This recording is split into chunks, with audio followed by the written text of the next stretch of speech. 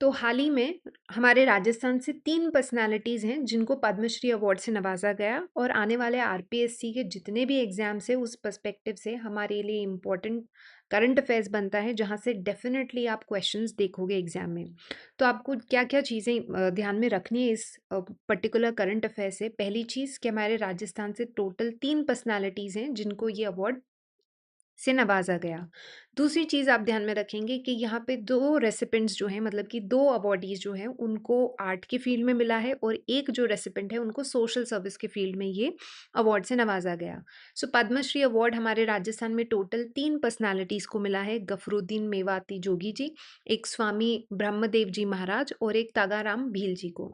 Now इनको हमें detail में कवर करना ज़रूरी है, तो सबसे पहले हम बात करते हैं गफरुद्दीन मेवाती जोगी जी।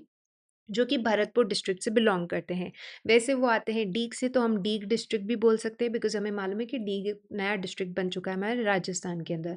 सो आपसे इनकी सारी डिटेल्स पूछी जाएँगी, तो आपको ध्यान में रखना होगा कि गफरुद्दीन मेवाती जोगी जी, ये डीग भरतपुर से आते हैं एंड इनको पद्मश्री अवार्ड से रिसेंटली नवाज़ा गया। किस कला में? आप ध्यान में रखेंगे मेवाती फ़ोक म्यूज़िक जो है उसको प्रिज़र्व करने के लिए और एक स्पेसिफिक टाइप का जो पांडुन का कड़ा इनका जो शैली है, ये ऐसा माना जाता है कि पूरे दुनिया में सिर्फ़ पांडुन का कड़ा गाने वाले एक ही आर्टिस्ट हैं और वो नाम इनका जो है मेवाती जोगी जी हैं।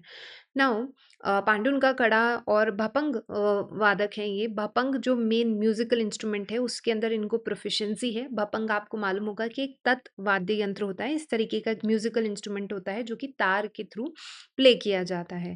तो ये भपंग म्यूज़िकल इंस्ट्रूमेंट प्ले करने में प्रोफ़िशिएंट है। पांडुन का कला आप ध्यान में रखोगे, पांडुन का कड़ा जो है वो एक ट्रेडिशन है इनका फ़ोक सिंगिंग का जिसको इन्होंने प्रिज़र्व करके रखा है और ये जो पांडुन का कड़ा जो ट्रेडिशनल फ़ॉर्म ऑफ सिंगिंग होता है, इसमें कुछ पौराणिक कथाएँ जो होती हैं, वो गाई जाती हैं। तो इसमें इनको कुछ बताया जाता है कि कुछ 2500 जो कपलेट्स हैं या फिर जो दोहा है, महाभारत और इन सब से रिलेटेड इनको याद है और ये जो oral narrative style of singing है, इसको प्रिज़र्व करने के लिए और जो कार्य इस क्षेत्र में इन्होंने किया है, इसकी वजह से इनको दिया गया है पद्मश्री अवार्ड।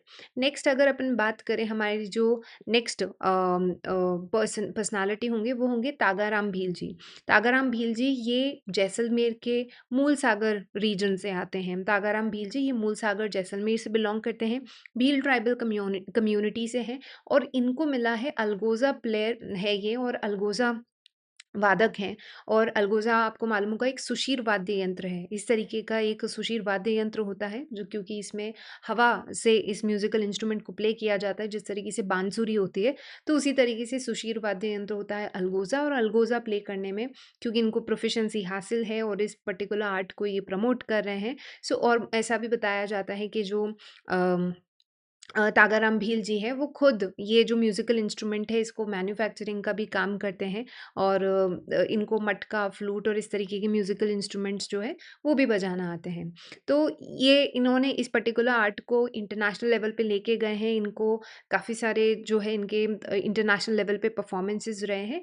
इनका इसी फ़ील्ड के अंदर कंट्रीब्यूशन देखते हुए इनको पद्मश्री अवार्ड से नवाज़ा गया। तीसरी पर्सनैलिटी थर्ड पर्सनैलिटी जो हमारे राजस्थान से होंगे वो है स्वामी ब्रह्मदेव जी महाराज। इनको सोशल वर्क के फ़ील्ड में जो है पद्मश्री अवार्ड से नवाज़ा गया।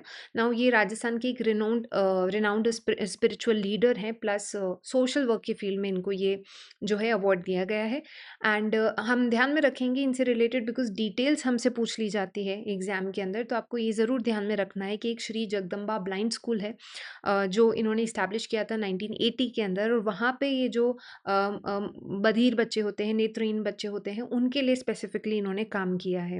तो सोशल वर्क में इनका जो कार्य है उसको देखते हुए इनको इस पर्टिकुलर अवार्ड से नवाज़ा गया था। आने वाले सभी एग्ज़ाम्स के लिए बहुत इम्पोर्टेंट टॉपिक है, सारी डिटेल्स जो है हमारे लिए बहुत ज़्यादा इम्पोर्टेंट है। तो आप ध्यान में रखेंगे श्री जगदम्बा ब्लाइंड स्कूल के बारे में भी और कौन से ईयर में एस्टैब्लिश हुआ क्योंकि आजकल आरपीएससी का पैटर्न है वो करंट अफेयर्स को बहुत डेप्थ में जाके पूछते हैं और स्टेटमेंट फॉर्मेट में आपसे क्वेश्चन पूछे जा रहे हैं। तो आपको सारी ये डिटेल्स जो है ध्यान में रखनी होगी।